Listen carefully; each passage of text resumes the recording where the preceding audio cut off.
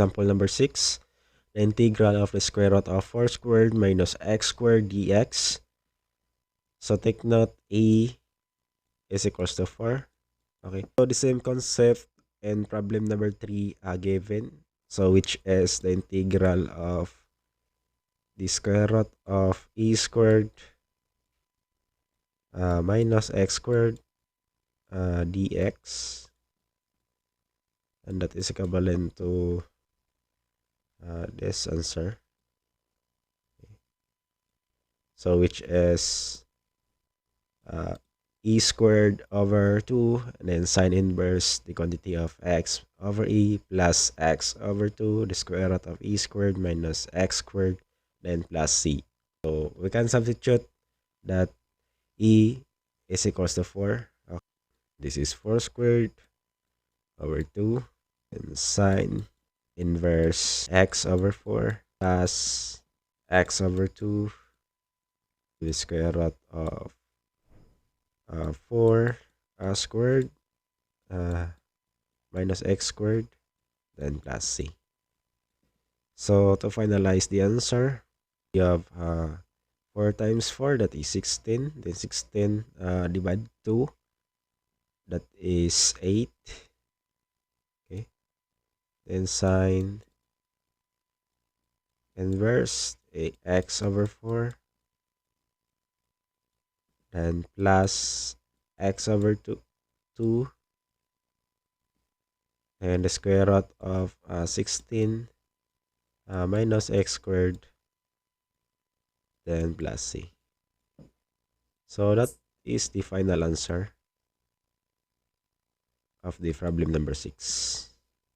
Example number 7, the integral of 5 dx over 3 plus 2 squared, and then we have the limit the 0 to 1.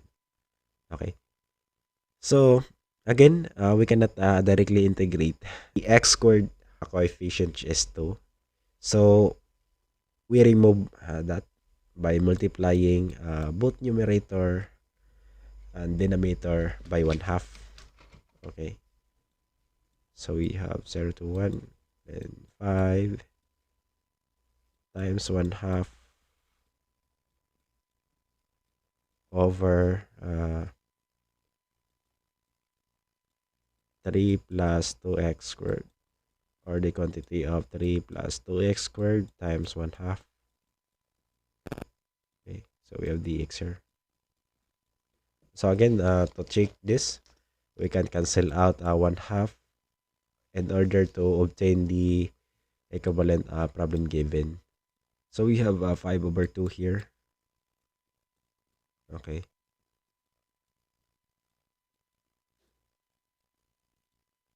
Then this is 3 over 2 then plus x squared. Okay. We have 5 over 2 the integral of dx. In this case, 3 over 2, to make a perfect square, we can get square root of 3 over 2. Then also we square by itself, x squared here. So in order to check in the previous solution, equivalent of 3 over 2, radical sign here is we can cancel out, and then that is the result of 3 over 2. E here, that is equivalent to the square root of 3 over 2. So take note that the integral of du over e squared plus u squared, and that is equivalent to 1 over a tan inverse u over a then plus c. Okay, is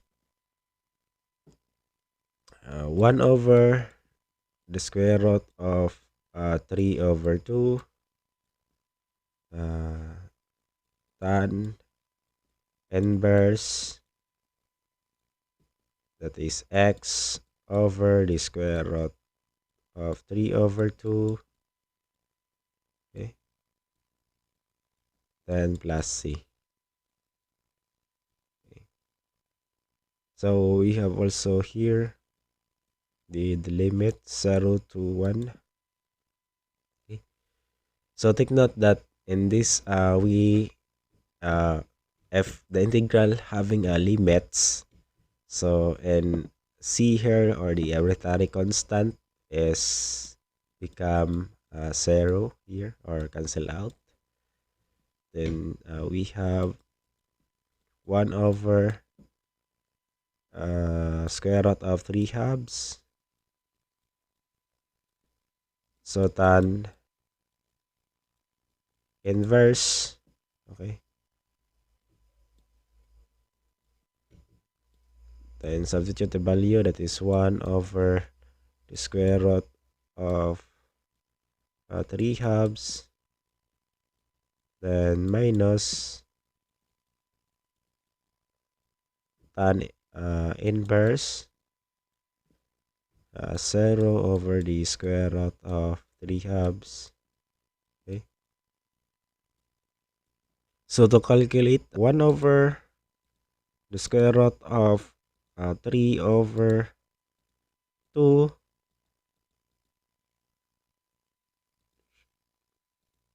so tan inverse 1 over the square root of 3 over 2.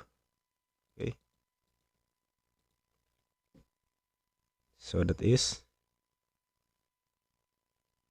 okay. So take note that this is the tan inverse, the quantity of 0 over the square root of 3 halves. That is automatically equivalent to 0. That is 0.5591. Okay. So again, this is multiplied by this 5 over 2. Okay. So answer multiplied by 5 over 2. And that is equivalent of 1.39 then 7 7. Okay. So that is the final answer.